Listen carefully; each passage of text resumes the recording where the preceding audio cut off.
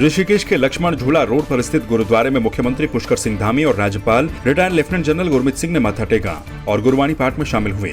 इस मौके पर कैबिनेट मंत्री प्रेमचंद अग्रवाल, ऋषिकेश मेयर अनीता ममगाई के साथ साथ बड़ी संख्या में सिख संगत के जत्थे मौजूद रहे। आपको बता दें कि गुरुद्वारा परिसर ऋषिकेश में यात्रियों के रजिस्ट्रेशन शुरू हो चुके हैं। श्री हेमकुंड साहिब के कपाट 22 मई को खुल रहे हैं, जिसके लिए गुरुवार को ऋषिकेश से संगतों को हेमकुंड साहिब के लिए रवाना किया गया।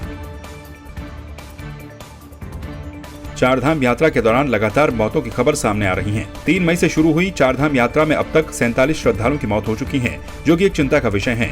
ऐसे में विपक्ष लगातार सरकार पर हमला बोल रहा है। कांग्रेस का आरोप है कि सरकार चारधाम यात्रा को लेकर बिल्कुल भी गंभीर नहीं है। चारधाम यात्रा में होने वाली 47 मौतों में से 20 केदारनाथ, 15 यमुनोत्री, 8 बद्रीनाथ और 4 मौतें गंगोत्री धाम में हुई हैं।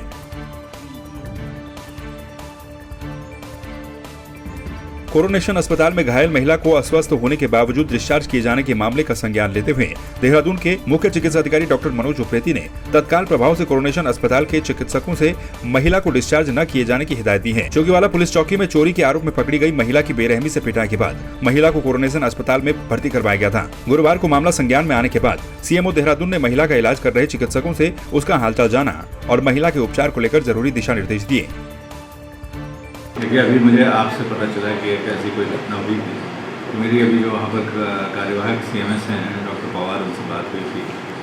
तो उन्होंने मुझे बताया कि जो सर्जन है वहाँ पे उनके अंडर में भर्ती हैं, तो वो उसको डिस्चार्ज करना चाह रही थी आज।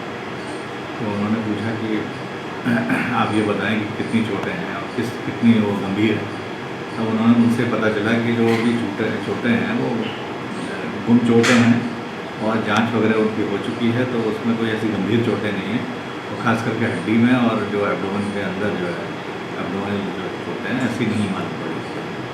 तो ये फिर भी मेरे आग्रह पे जो है वो मरीज को आज रोक दिया गया है और कल वो डिस्चार्ज करेंगे।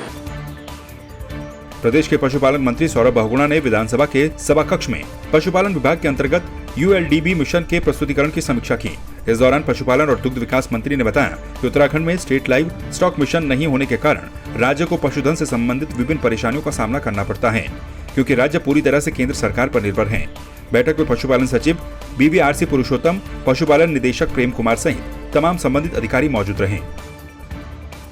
देखिए, जब मैंने अपना मंत्रालय ज्वाइन किया था तो मैंने एक समीक्षा बैठक करी थी सारे अपने अधिकारियों के साथ एनिमल हस्बेंड्री के, और उसमें एक चीज़ सामने ये आई थी कि हमारे उत्तराखंड में कोई स्टेट लाइफ स्टॉक मिशन नहीं है और उसकी वजह से हमको बहुत परेशानियाँ झेलनी पड़ती है हमारे स्टेट को, क्योंकि हम लोग 100% डिपेंडेंसी हमारी केंद्र सरकार पर चली जाती है। कोरोना काल में कुछ ऐसा भी देखने को मिला कि हमारे जो पशु हैं क्योंकि फंडिंग नहीं हो पाई केंद्र सरकार से, तो पशुओं के जो हमारे वैक्सीनेशन थे उसमें कहीं ना प्रॉब्लम बहुत ज़्यादा आई। तो मैंने इनको आदेश दिया था कि आप 1 महीने के अंदर एक स्टेट लाइफ स्टॉक मिशन का पूरा ड्राफ्ट तैयार करिए और हम लोग उसमें स्टेट को कैबिनेट में लाके इसको इनैक्ट करेंगे, ताकि हमारी स्टेट की कुछ फंडिंग हो, जिसमें हमने कुछ स्टेट फंड का रिक्वायरमेंट भी रखा है 40-50 करोड़ का, ताकि स्टेट उसमें फंडिंग करे और हम लोग को कभी भी कोई कंटिजेंसी की ज़रूरत हो तो उस फंड को हम लोग इस्तेमाल कर सकते हैं। राज्य महिला आयोग के अध्यक्ष कुसुम कंडवाल ने पुलिस और प्रशासन के साथ हल्द्वानी शहर के स्पा सेंटरों में छापेमारी की। इस दौरान स्पा सेंटरों में काफी अनियमितताएं देखने को मिली। टीम के पहुंचते ही कई युवतियां मौके से फरार हो गई। महिला आयोग के अध्यक्ष कुसुम कंडवाल ने लगातार मिल रही शिकायतों के बाद ये कार्रवाई की। उन्होंने कहा कि अब सरकार नई पॉलिसी लेकर आ रही है, जिसकी गाइडलाइन सरकार को भेजी जा चुकी है। उन्होंने कहा कि अक्सर ये देखने को मिलता है कि बाहर के लोग उत्तराखंड आकर यहाँ की भोली भाली महिलाओं को गलत काम में शामिल कर देते हैं और ऐसे लोगों को अब बिल्कुल भी बख्शा नहीं जाएगा। आज हमने 2 स्पा सेंटरों में छापा मारा है। जैसे कि हमें सूचना मिली थी कि यहाँ कहीं ना कहीं कुछ गलत होता है, तो जो पहला स्पा सेंटर है उसमें हमें लड़कियाँ मिली और आज तो हमने चेतावनी के लिए उनका चालान कटवाया है। हमारे साथ में पूरा पुलिस प्रशासन साथ में है और यहाँ पे तो हमें आते ही देख के गाड़ी के वो देखते ही सब पूरा स्टाफ भाग गया, फरार हो गया है। श्रीनगर गढ़वाल में घर के अंदर से मांस की खरीद फरोख्त का काम कर रहे बीजेपी अल्पसंख्यक मोर्चा के पदाधिकारी और मांस व्यापारी के घर पर प्रशासन की टीम ने छापेमारी की कार्रवाई की। छापेमारी के दौरान घर से 30 किलो से अधिक मांस बरामद किया गया, जिसके बाद व्यापारी का चालान भी किया गया।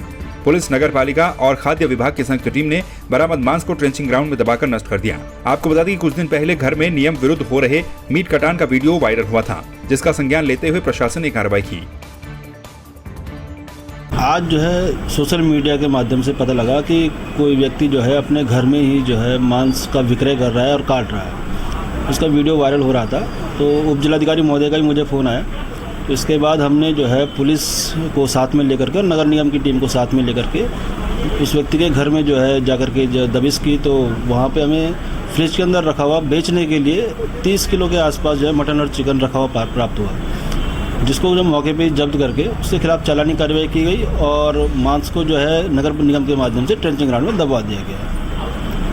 और आगे भी उसको हिदायत दी गई है कि जो है इस तरह से घर के अंदर कोई भी ना काटे, और सारे शहर में सबको स्लाटर हाउस हमारे द्वारा जो है रन करा दिया गया है, और जितने भी शहर के और भी अन्य मांस विक्रेता है वो सब स्लाटर हाउस में ही मांस काट रहे हैं।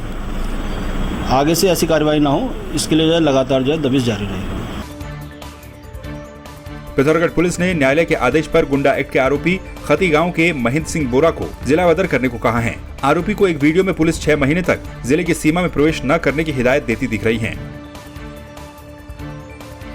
पुत्र श्री त्रिलोक सिंह निवासी खती गांव पिथौरागढ़, ये आपको जिला मजिस्ट्रेट महोदय द्वारा जिला बदर किया गया है। ठीक है, आज दिनांक है 20/5/2022। आज से आप 6 महीने तक आप इस जिला पिथौरागढ़ में प्रवेश नहीं करेंगे। आपको यहाँ पर जनपद चंपावती सीमा छोड़ा जा रहा है। ठीक है, आप इधर से आप कहीं भी आपकी जहाँ इच्छा वहाँ रह सकते, और जहाँ रहेंगे आप वहाँ पर संबंधित थाने सूचित करेंगे, आपके अपने जिला बदल होने के संबंध में सूचित करेंगे। ठीक है, जाओ आप जाओ।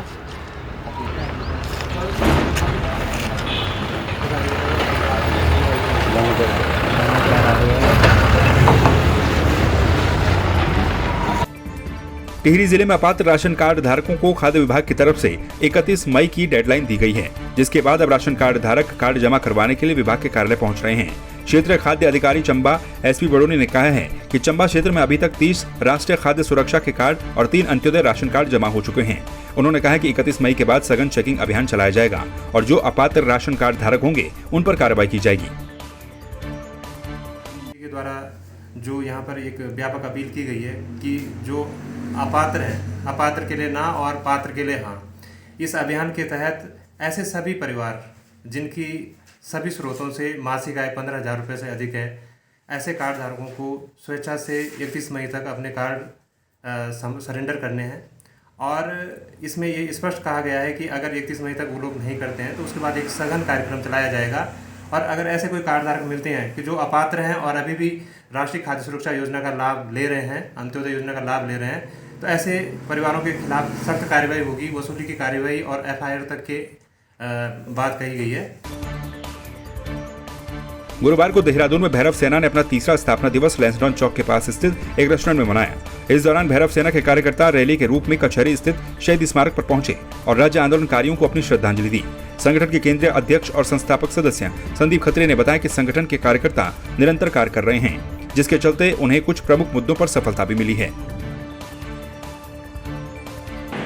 आज का जो स्थापना दिवस है हमारे लिए वाकई में काफ़ी मायने रखता है, क्योंकि जब संगठन की स्थापना हुई थी 3 वर्ष पहले, 2 वर्ष कोरोना काल के कारण हम लोग अपना स्थापना दिवस नहीं मना पाए। ये पहला स्थापना दिवस है जिसको हम लोग मना पाए हैं। और आज हमारे बीच में जो है कार्य की समीक्षा हुई है, जो हमने कार्य किए हैं, जैसे देवस्थानम बोर्ड को भंग कराने के लिए आप जानते हैं हमने 2 साल तक मेहनत करी और वो फलीभूत हुआ। उसके बाद हमने भू अध्यादेश कानून के लिए भी काम किया, वो भी कहीं ना कहीं इसमें कमेटी गठन हो गया है। उत्तराखंड में केदारनाथ फिल्म का भी हमने ही विरोध किया था और उस फिल्म को यहाँ प्रतिबंधित करवाया था।